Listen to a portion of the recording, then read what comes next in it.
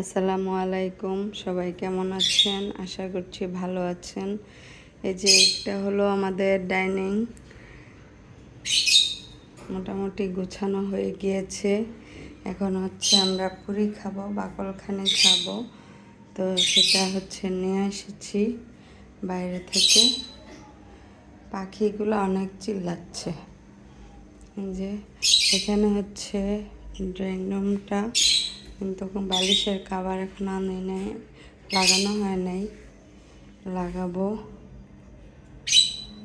এখানে হচ্ছে একটা রুম এখনো গুছানো হয় নাই, ওটা গুছানো হলে তারপর ওটা দিব।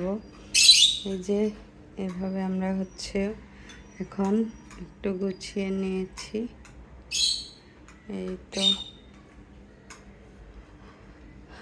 তো এখানে হচ্ছে আমার পাখি, এই যে ওর বাসায় এখনো যায়নি। ও যে রান্নাঘর, সাবা হচ্ছে চা বানাচ্ছে। দুইটাতে নিচ্ছ কেন? তুমি না ওইটাতে খাবা? এই যে এখানে হচ্ছে সাবা এখন চা বানাইলো, তো আমরা এখন চা খাবো।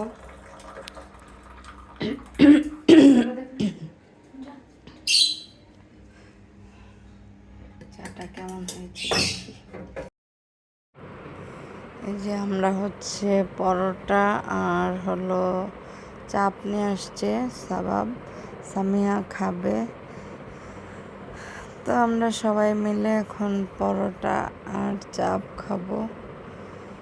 রান্না বান্না তো এখনো ভালো মতো করি নাই, সেজন্য হচ্ছে ঘর গুছাই আর সময় পাই না, সেজন্য কেনা খাবারই একটু নিয়ে আসলো।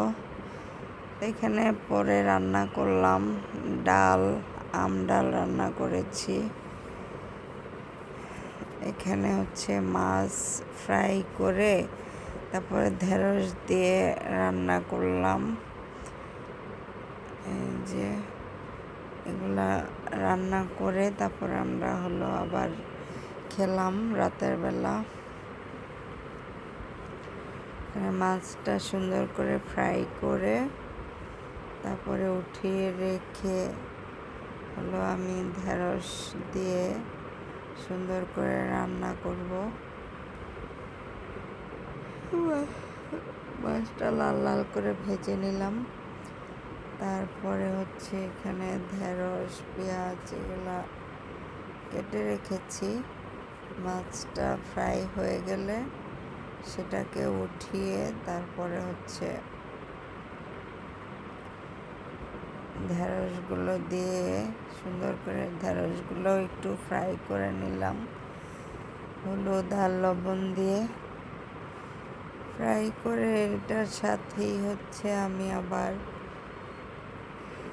পেঁয়াজ টেয়াজ দিয়ে সুন্দর করে ভাজি করব। ঢেঁড়সটা আমার কাছে ভালোই লাগে খেতে, তো সেজন্য একটু হালকা ভেজে নিলাম। মাছগুলাও যেহেতু ভেজে নিয়েছি। কার কার ঢেঁড়স খেতে ভালো লাগে জানাবেন। তো এই ফাঁকে আবার আমি সবাই একটু চা বানাচ্ছে, আমরা হচ্ছে চা খেলাম।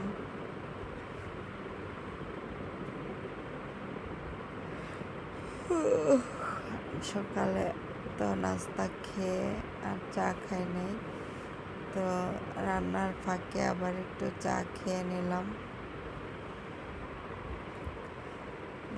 সাবা হচ্ছে চা বানাচ্ছে।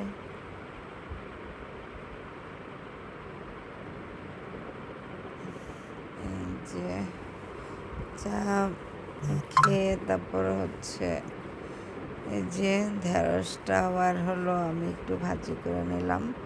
তো এতটুকুই। আল্লাহ হাফেজ।